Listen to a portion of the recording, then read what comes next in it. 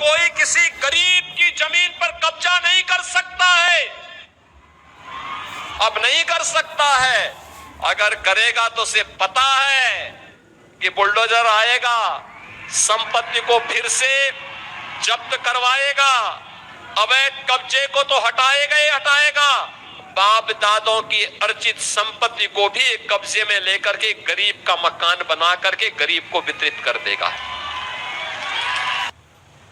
बहन और भाइयों, अब मैं कह सकता हूं, किसी माफिया में दुस्साहस नहीं, किसी गुंडे में दुस्साहस नहीं कि किसी पर्व और त्योहार में व्यवधान पैदा कर दे और उपद्रव पैदा कर दे।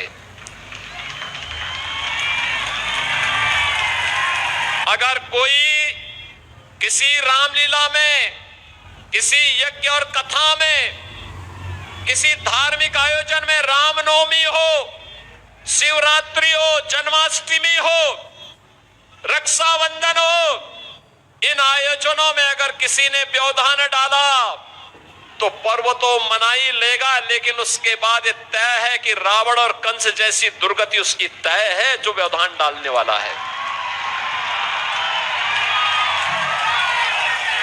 यह तय है कि अगर बेटी और व्यापारी की सुरक्षा में सेंध लगाई तो सेंध लगाने वाले का इंतजार तो फिर यमराज ही करेगा, बाकी किसी को नहीं करना चाहिए।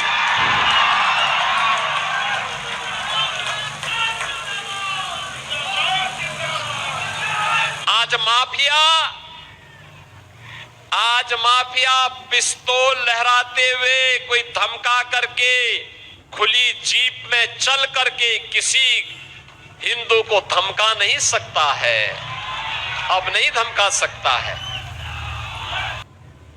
रामलीला का आयोजन, यज्ञ का आयोजन, रामनवमी, जन्माष्टमी, शिवरात्रि, तो उसको नहीं होने दिया जाता था, उसमें व्यवधान पैदा किया जाता था।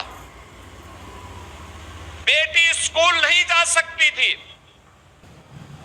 समाजवादी पार्टी तो माफिया और गुंडों के सामने नतमस्तक थी, नाक रगड़ती थी माफिया के सामने। माफिया को देख करके पसीने छोड़ते थे इनको,